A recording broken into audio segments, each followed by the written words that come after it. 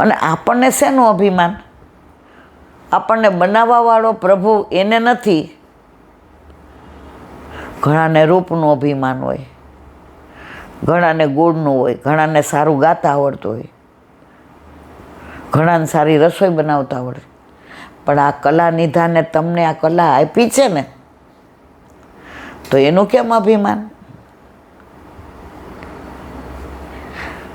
તો આપણા ઘરે બિરાજતા આપણા ઠાકોરજીને એટલું ધ્યાન રાખવાનું, અભિમાન જરાય ગમતું નથી.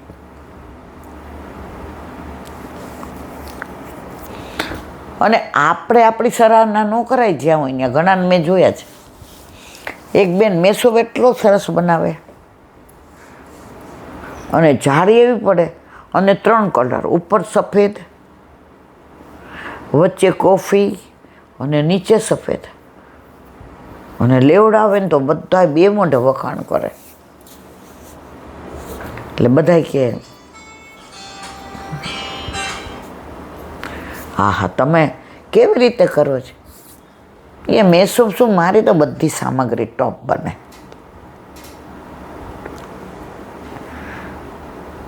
પછી એક જગ્યાએ એક વૈષ્ણવે કીધું કે આપણાથી અન્નકૂટ ન થાય ગુરુની આજ્ઞા વિના, પણ મુઠ્ઠી મગનો મનોરથ થાય.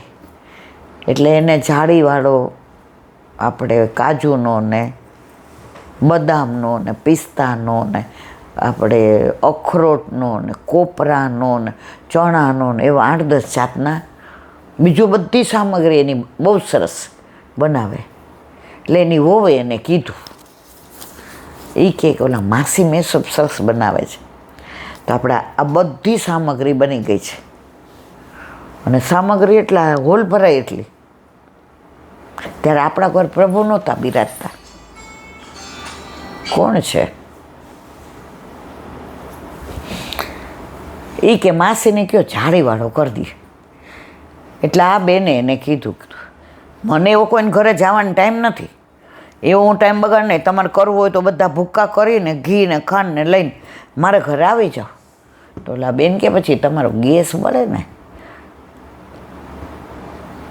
એ કે સારું, કેટલા વાગે તમે? એ કે તેડવા આવવું પડશે, હું રિક્ષામાં નહીં આવું. ઓલાએ કીધું સારું, મારો દીકરો તમને તેડી જશે, સ્કૂટર ઉપર નહીં આવું, ગાડી મોકલજો. ઓલા બેન કે સારું.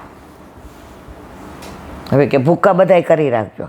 હવે માનો કે તમારો 250 ભૂક્કો હોય તો આટલી ખાંડ ને આટલું ઘી ને આટલી ઇલાયચીનો ભૂક્કો ને હા તે. ઓલા બેન કે સારું, બધું તૈયાર રાખ્યું. આવ્યા, એ કે આટલું મારે કલાકમાં તો બધા મેસૂબ બની જશે. એની એવું કે હા માસી કે તમારે મેસૂબ થાય એવો કોઈ ન થાય. એ કે બધા મને જ બોલાવે, ગમે એટલું હોય ને મારો જ. મેં 8માંથી 1 બી મેસૂબમાં જાળી પડી નહીં. 1 બી બધા ઓલા મોહનથાળ હોય ને એમ દબાઈ ગયા. 8 કર્યા, 8માં ક્યાંય મને પડ્યું. એટલે ઓલી વહુ નવી પરણેલી હોય એટલે જરાક બિચારી કે અરે, પછી કે તમારી નજર પડી એટલે ન જુઓ. અભિમાન રહ્યું કોઈનું. પછી બેન ગયા મૂકવા, એને જો ગાડી મોકલજો, હું રિક્ષામાં નહીં આવું, હું સ્કૂટર ઉપર નહીં આવું, હું તો આમ કરીશ. કેટલું અભિમાન. પછી વહુએ કીધું, એ કે બા આપણે હવે 250 નથી કરવા, આપણે 100 ગ્રામનો પણ આપણે કરી નાખ્યો. એ કે બેટા, એ કે ના મેં જોઈ લીધું, 100 ગ્રામના કર્યા, બધાય ફૂલીને દડા થયા. અને બીજે દિવસે મુઠ્ઠી મગનો મનોરથ કર્યો. બધાએ સરાહના કરી. પ્રભુને બધું જ તમારું ગમે, પણ અભિમાન નથી ગમતું. તો ગરુડજી હોય, સુદર્શન ચક્ર હોય કે સત્યભામા હોય, આમનું ન ગમે તો આપણું ગમે. અને હંમેશા કાંઈ થાય ને એક જ નિયમ રાખવો, પ્રભુ કરે સો ભલી કરે. ઘણીવાર વ્યથા થાય, ઘણીવાર એમ થાય આવું કેમ થયું, પછી સમય જતાં ખબર પડે કે આ વસ્તુ પ્રભુએ આપણા હિતની કરી છે. પણ ત્યારે મારે યારે જ ઠાકોરજી આવું કરે. પ્રભુ તારા હિતેચ્છુ છે, એટલે તમારે આપણું અહિત થાય એવું હોય ત્યાં પ્રભુ આડા ઊભા રહી જાય.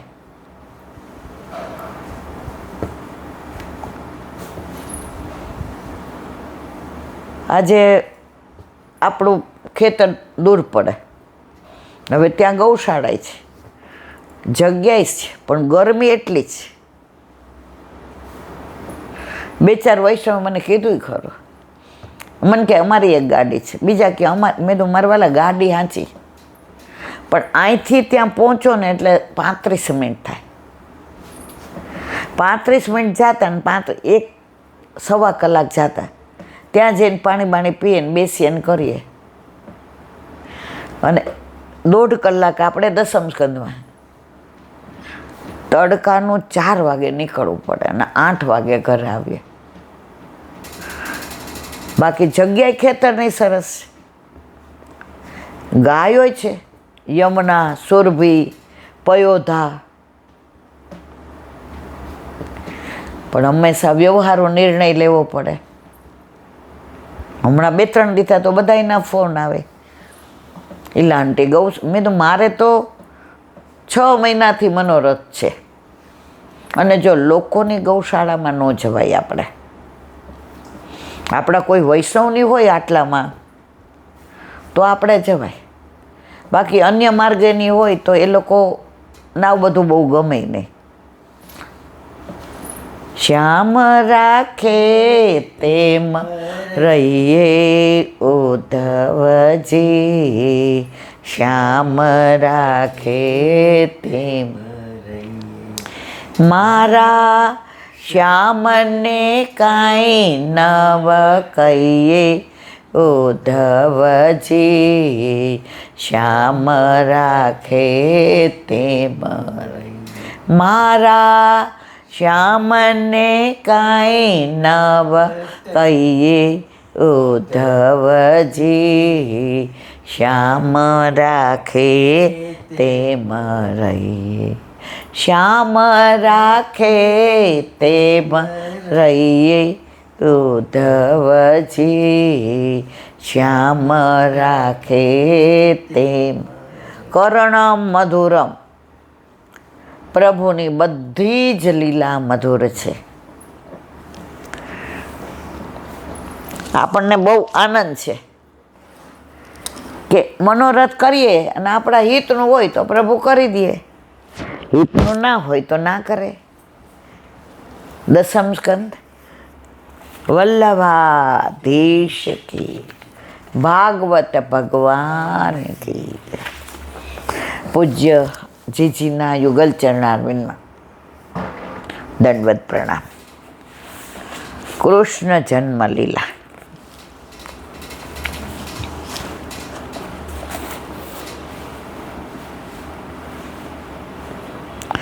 જો આપણું આકાશ રૂંધાઈ ગયું ન હોત. આમાં છે ને ઘણાય મને ફોન કરે, મેસેજ કરે કે આ ક્યાં મળે. મરવાલા મને નથી ખબર,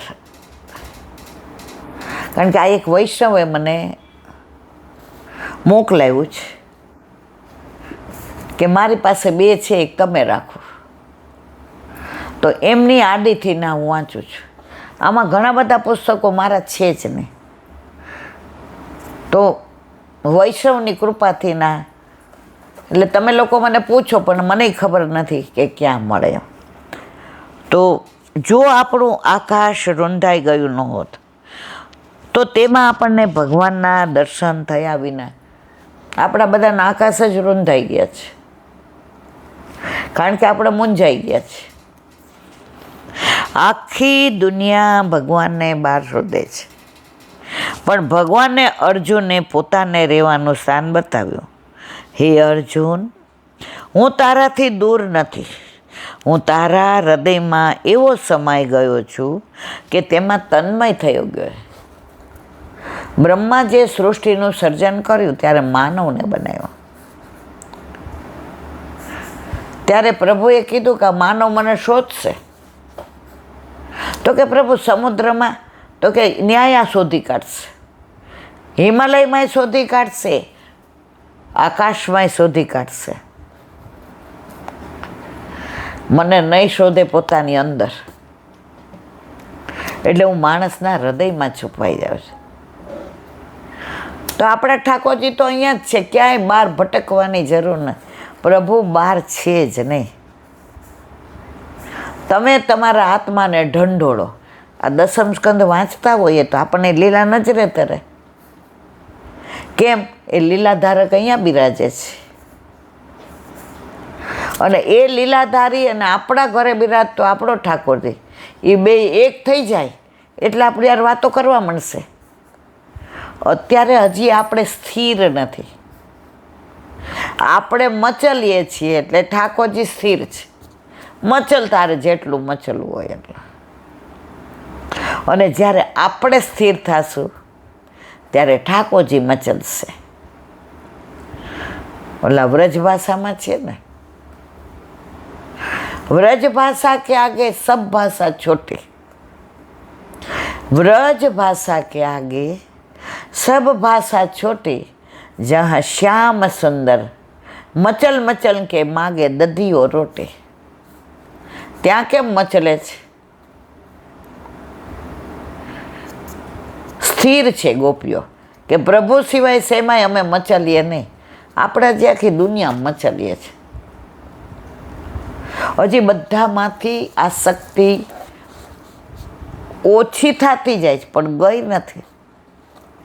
હજી આપણને કોકનું ખોટું લાગે છે, હજી કોઈ અપમાન કરે તો સમસમી જઈએ છે, હજી ક્યાંક કોઈ આપણને સરખી રીતે બોલાવે નહીં તો મૂંઝાઈ જઈએ છે.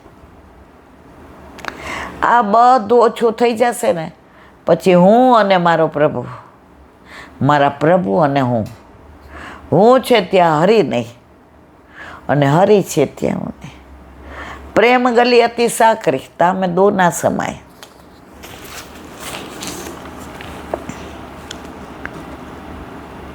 હું તારા હૃદયમાં એવો સમાઈ ગયો છું કે તેમાં તન્મય થઈ ગયો છે. હે અર્જુન, અર્જુન પૂછે છે, જો તમે મારા હૃદયમાં છો તો મને દેખાતા કેમ નથી? જો તમે મારા હૃદયમાં છો તો દેખાતા કેમ નથી? ભગવાન કહે છે, હું નથી દેખાતો તેનું કારણ હું નથી, પણ તું જ. તું મને જોવા ઝંખતો નથી. અર્જુન કહે છે, આંખો પણ હોય અને તમે પણ હો, પછી ન દેખાય એવું બને? ભગવાન કહે છે, આંખો છે, પ્રકાશ છે, અને હું પણ છું, પરંતુ તારી આંખો અને મારી વચ્ચે એક પડદો પડી ગયો છે.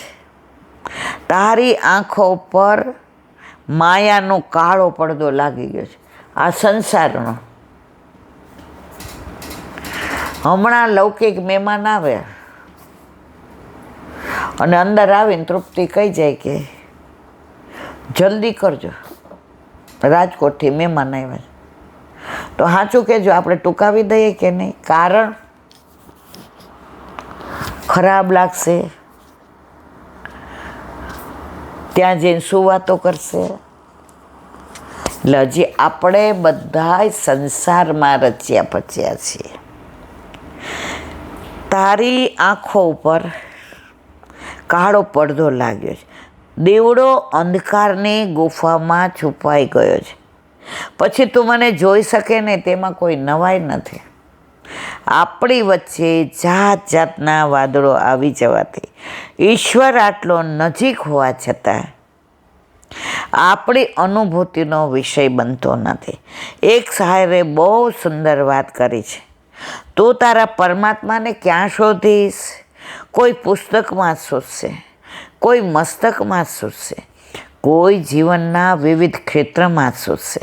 ગાલિબ નામનો શાયર કહે છે, દિલ કે આईने में तस्वीर यार की, दिल के आईने में तस्वीर यार की, જબ જરા ગરદન ચુકાઈ દેખ લે. આમ જ જોવાનું છે. પણ આપણે આમ જોઈએ, જ્યાં જોવાનું છે ત્યાં શોધતા નથી. તારા દિલમાં તારા પ્રિયતમ પ્રભુની છબી અંકિત છે. ફક્ત તું આંખો ખોલીને જુએ એટલી જ વાર છે. એ આંખોની વચ્ચે કોઈ વાદળો આવતા હોય તો તેને ખસેડી દેજે. જેના જીવનમાં શ્રી હરિનો અવતાર થવાનો હોય એને કોઈ વાદળો નડતા નથી. જેના હૃદયમાં હરિનો અવતાર થવાનો હોય, મેઘલી અંધારી રાતે પ્રભુ પધાર્યા, વાદળો નડ્યા? એમ જેને ઘરે પુષ્ટ થઈને પ્રભુને પધરાવવા હશે એને કોઈ વાદળો નડવાના નથી. તેને ચિંતા કે વાસના સતાવતી નથી. તેને ઈચ્છા કે લોભ પણ પરેશાન કરતા નથી. ધરતી સર્વત્ર કલ્યાણમય બની, પ્રભુ પધારવાના, ધરતી બધી કલ્યાણમય બની ગઈ છે. મંગલ ભૂઈષ્ઠ જેની પાસે સંત દ્રષ્ટિ આવે છે તે નકામી વસ્તુમાં પણ કલ્યાણના દર્શન કરે. દ્રષ્ટિ કહું છું, નજર બદલો, નજરિયા બદલ જાય. આજે તમે જુનાગઢ જાઓ ને ગિરનાર જોવો ને તમને ગિરિરાજજી યાદ આવે છે, ગિરનાર, પણ તમને એમાં દર્શન કોના થાય છે? ગિરિરાજજીના. નજર બદલી દીધી. આપણે રવિવારે અસારવા દર્શન કરવા જતા હોઈએ, હવે વચ્ચે ઓલા બ્રિજ ઉપર સાબરમતીના દર્શન થાય તો આપણે બધા એમ કહીએ કે અહીંયા મથુરાથી ગોકુળ જતા હોય એવું લાગે છે. આ યમુનાજી છે વચમાં. નજર બદલો, નજરિયા બદલ જાયગા.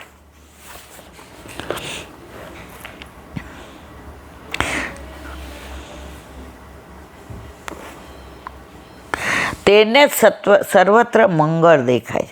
તે વ્રજમાં ફરે, નગરમાં ફરે કે ગામડામાં ફરે, નાના મોટા સૌને મળે, પશુ પક્ષી સૌને જુએ, સર્વત્ર તેને મંગલના દર્શન થાય છે.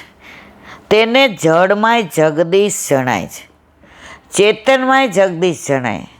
શ્રી સુખદેવજી કહે છે, રાજા, આકાશ અને ધરતી સ્વચ્છ થયા, હવે નદી સ્વચ્છ થવાની બાકી છે.